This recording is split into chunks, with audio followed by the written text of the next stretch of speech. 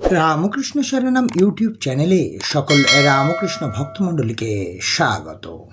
আজকের পাঠের বিষয় শ্রী শ্রী মায়ের মহাসমাধির পর ঘটে যাওয়া সেই অলৌকিক ঘটনার কাহিনী। জননীং শারদাং দেবীং রামকৃষ্ণম জগদ্গুরুম পাদপদ্মে তয়ো শ্রিত্বা প্রণমামি মুহুর্মুহু। মহাসমাধির পরদিন মায়ের শরীর মঠে আনা হলো।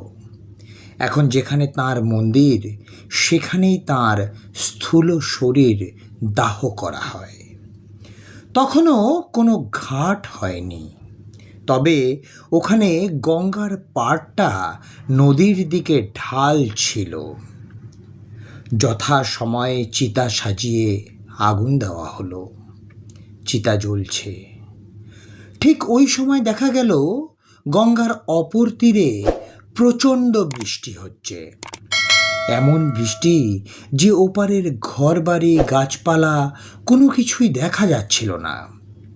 বৃষ্টি গঙ্গার মাঝামাঝি পর্যন্ত এলো, কিন্তু ওই পর্যন্তই।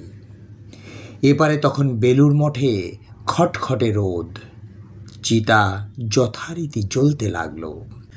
কিছুক্ষণ পর মায়ের দেহ সম্পূর্ণ দাহ হয়ে গেল। এবার চিতার আগুন নেভাতে হবে। সেখানে একজন ছিলেন, তিনি তান্ত্রিক। তিনি চেয়েছিলেন তান্ত্রিক বিধিতে আগুন নেভানো হোক।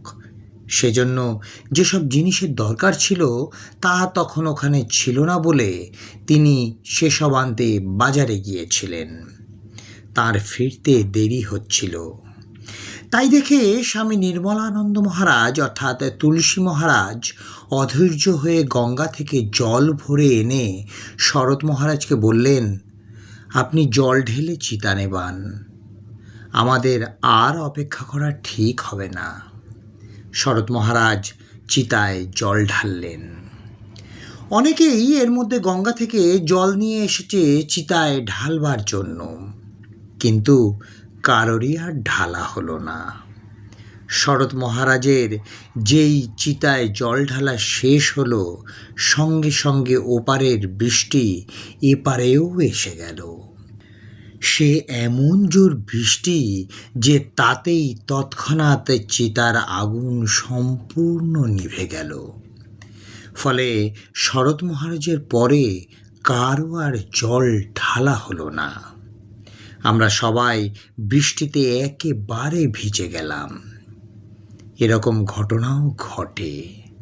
শুনতে অস্বাভাবিক ও অলৌকিক মনে হলেও এ ঘটনা বাস্তব ঘটনা। সবই মায়ের লীলা।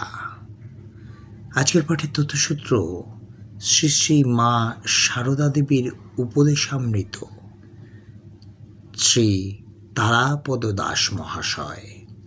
জয় মা সারদা, জয় মা সারদা, জয় মা সারদা। জয় ঠাকুর রামকৃষ্ণ পরমহংসদেব, জয় স্বামী বিবেকানন্দ মহারাজ।